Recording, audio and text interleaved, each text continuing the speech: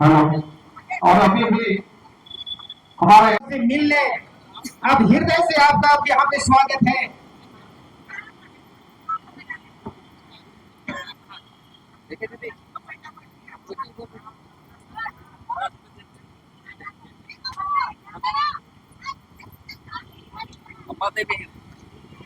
नहीं वो हम रात खा लेंगे।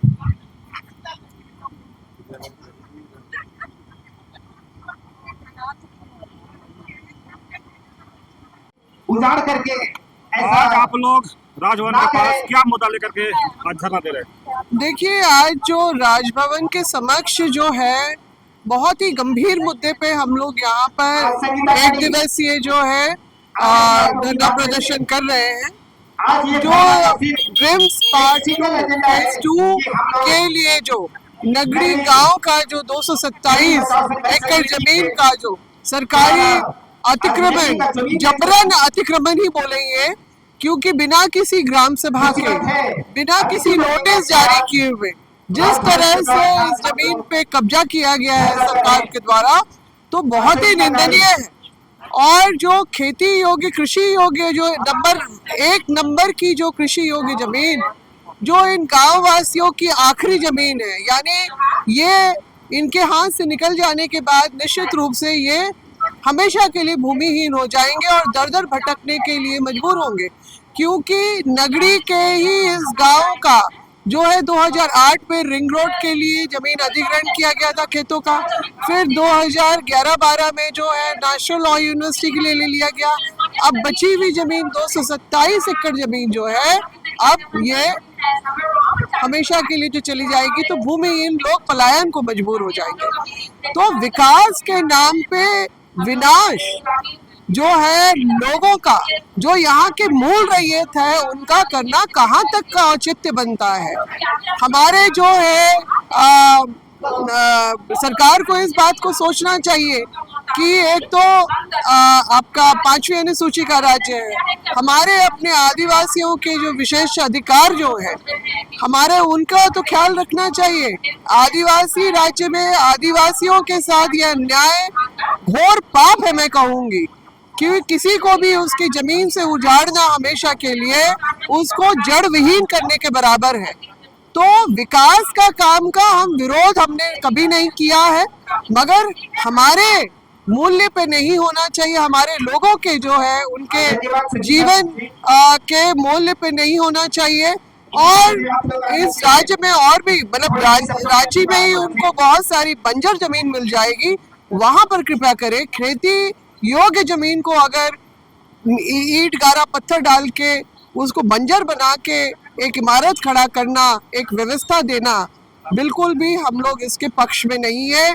और सरकार को हम लोग दोबारा इसके ऊपर पुनर्विचार करने की बात कहें। और जैसे कि पहले एक बार सुक्रूटू में इन्होंने जमीन अपना विचार किया था, वहां से सीधा यहाँ आना बिल्कुल भी सही नहीं है। तो हमारा अभी सरकार से यही कहना है कि लोगों को जीने दे, अपने गांव में, अपने जो खेतों में उनको खड़े। अभी देखिए, जो मानसून का सीजन, बिल्कुल खेती का समय आ गया है और लोग अपने खेतों से दूर हैं। तो हमारा आज का जो है ये, क्योंकि सरकार का रवैया सकारात्मक नहीं दिख रहा है, तो यही आज हमारा प्रदर्शन के माध्यम से किस मांग को लेकर धरना दिए? हम लोग जो रिम्स टू के नगरी में जमीन अधिग्रहण किया है, उसको वहाँ से अधिग्रहण हटाने के मांग के लेकर हम लोग यहाँ राज्यपाल से पूछे आए हुए हैं। एक दिवसीय जो हम लोग धरना प्रदर्शन है, बस हम लोग उस माध्यम से सरकार को ये सूचित करना चाहते हैं कि जिस जमीन को उसने कब्जा किया है वो जमीन एक खेतीहर जमीन है और उसे ही सारे किसान कृषि पर निर्भर करते हैं और उसी से अपना आजीविका को चलाते हैं। तो उस जमीन को वो सरकार अधिग्रहण करना बंद करे और जो भी वहाँ फोर्स लगा है, तार का घेरा हुआ है, उसको वहाँ से मुक्त करे और हम लोग को अपना धान की खेती करने दें। क्या मैंने पहले भी उस नगरीय आंदोलन हुआ था, फिर सरकार पहले आंदोलन आप जीत गए थे। एक्चुअली ये हुआ था 2012-13 में भी भूमि अधिग्रहण का काम शुरू हुआ था, तो उस समय क्या हुआ, वो तो अपना वहाँ से सारा काम हटा दिया बट वहाँ का जो रसीद कटता था वो रसीद सरकार काटना बंद कर दिया है, जो अभी तक कटता नहीं है। तो इससे हम लोग को कंफर्म होना है कि सरकार उस जमीन को क्यों वहाँ से रसीद काटना बंद कर दिया है। हम लोग जो अंचल ऑफिस हम लोग जाते हैं, BDO सर के पास जाते हैं, ब्लॉक ऑफिस जाते हैं, वहाँ हम लोग नगरी की जमीन को रेड लाइन करके रखा गया है। तो सरकार से हम लोग यही जानना चाह रहे हैं कि रेड लाइन क्यों है। मेरा नाम सीता कच्छप है और मैं एक रैयत हूँ। नागरिक बचाओ को लेकर के राजभवन के पास धरना दे रहे हैं, कैसे सरकार से आप लोग? देखिए, सरकार से अपील है कि नगरी का जो उपजाऊ भूमि है और जिसमें 227 एकड़ की जमीन है और नगरी वासी मुख्यतः कृषि पर निर्भर है, तो वैसे उपजाऊ भूमि को ना ले सरकार। और किसी भी तरह से जो सरकार बनाने में आदिवासी समाज का योगदान रहा है कि जिस समय कल्पना सोरेन ने मंच पे भाषण देती थी, रोती थी, तो उस समय आदिवासी समाज के लोग ने एक सोच बनाया कि हमारे आदिवासी मुख्यमंत्री को बचाना चाहिए। और ईडी की जब ये चल रहा था तो बोले कि हमारे आदिवासी समाज पे के भाई हेमंत सोरेन पे शोषण हो रहा है, तो हम लोग को गोलबंद हो जाना चाहिए। और सारे आदिवासी समाज का जो पूरे आदिवासी समाज गोलबंद होकर उनको जिताने का काम किए। और आज के समय में सरकार पूर्ण रूप से देखा जा रहा है कि हमारे आदिवासी के साथ ही शोषण हो रहा है, उनकी जमीनों को भी छीनने का काम कर रहे हैं। कम से कम उपजाऊ भूमि को छोड़कर बंजर भूमि जहाँ है, खेती लायक योग्य नहीं है, उस जमीन पर सरकार ये रिम्स 2 बनाए। विकास के क्रम में आदिवासी विरोधी नहीं है, इसीलिए आज महामहिम राज्यपाल के समक्ष हम लोग धरना प्रदर्शन के लिए आए। राजभवन के पास धरना दिया, क्या उद्देश्य है इसका? देखिए, आज जो राजभवन के समक्ष धरना दिए हैं, ये जमीन लूट को लेकर हम लोग दिए हैं। और सरकारी तौर पर जो जमीन की लूट इस सरकार में वो सरकार में हो रही है, विशेषकर नगरी जो कांके प्रखंड का जो नगरी है, वहाँ पहले ही जमीन का अधिग्रहण लॉ कॉलेज के नाम पे कर लिया गया। फिर आप कृषि योग्य भूमि को फिर से आप 227 एकड़ आप भूमि रिम्स पार्ट 2 के लिए लिया जा रहा है और वो भी जबरन लिया जा रहा है, फोर्स लगा कर किया जा रहा है। अगर ठीक है लेना, आप ग्राम सभा कीजिए, गांव वालों को से सहमति लीजिए, गांव वालों को संतुष्ट कीजिए, तब जाकर आप भूमि अधिग्रहण 2013 के कानून का यहाँ पर जबरदस्त सरकार के द्वारा उल्लंघन किया जा रहा है। और उसके विरोध में आज हम लोग यहाँ पर धरना प्रदर्शन कर रहे हैं, क्योंकि हम लोग लगातार देख रहे हैं इस सरकार में कि पूंजीपतियों को जमीन दिया जा रहा है। रिम्स पार्ट 2 अगर बनाना है तो आप गैर मजरूबा जमीन झारखंड में बहुत सारे।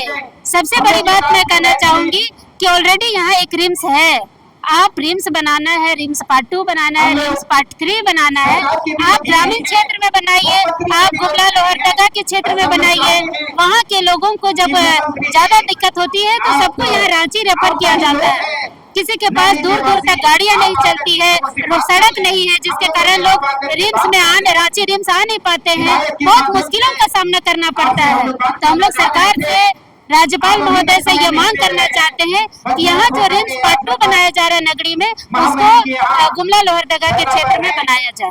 नगरी जमीन बचाने के लेकर राजभवन के पास धरना दे रहे हैं, क्या इसमें विचार रखेंगे? सबसे पहले तो आज ये नगरी वाला जमीन जो है 2008 से लेके 10, 11, 12 तक में मतलब काफी आंदोलन चला। उस वक्त भी जमीन लुटा गया, लॉ यूनिवर्सिटी बना दिया गया।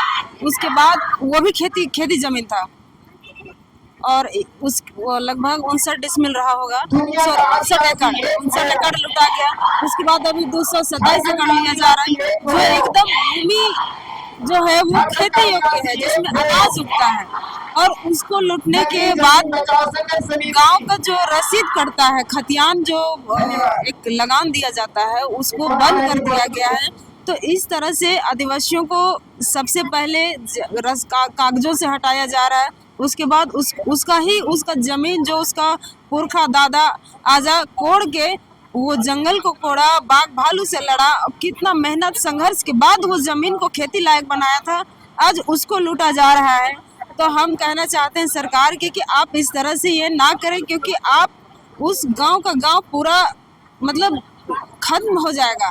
उसके बाद आदिवासियों का जो अस्तित्व है, जो मिट्टी से है, जो माटी से है, वो खत्म हो जाएगा। लोग बेघर होंगे, भूखे होंगे। उसके अलावा खेती योग्य भूमि जो है वो बंजर हो जाएगा, क्योंकि आपने जो वहाँ लॉ यूनिवर्सिटी भी खुला, आज वो एक जीता जागता नदी था जिसमें आज पूरा लॉ यूनिवर्सिटी का गंदा पानी उतरता है। जस्ट मेरे घर के बगल में भी नदी है, आज अगर उसको आप रिम्स ट्रू बनाते हैं तो वहाँ का सारा गंदगी आप नदी में उतार देंगे। ऐसा दिन आप हरमू वाला दिन मत लाइए कि हरमू नदी जैसा हाल हो। आप कुदरत का जो कहर है उससे भी डरिए, और जो आदिवासियों का जो अस्तित्व है, उसका खेती, उसके बिना उसका कोई जीवन नहीं है, उससे आप बिल्कुल मतलब ऐसे हल्के में ना ले, उनका गंभीरता को समझे, उसका संवेदनशील को समझे कि आदिवासी जमीन के बिना कुछ भी नहीं है। आज जमीन है तो आदिवासी है, आदिवासी है तो जमीन है। बस हम यही कहना चाहेंगे।